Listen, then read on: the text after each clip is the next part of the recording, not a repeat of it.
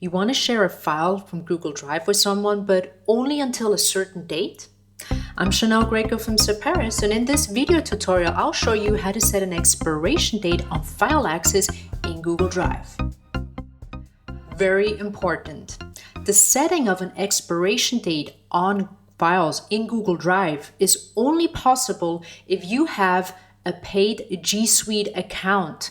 So this will not work if you have a free version of Google Drive, a free Google account. But if you're a G Suite user, if your organization or your team uses G Suite, then what I'm about to show will work. We have on my drive a Sheets document that we want to share with someone. I'll right click on it, share, and then I'll add the person. There you go.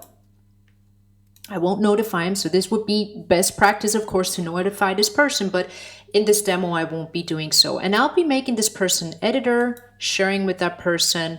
Yes, I know this person is outside of my organization. There you go. Now it's shared. Let's go back into where we were before, share. And now what I want to do is I want to, as they call it, yeah, exactly there.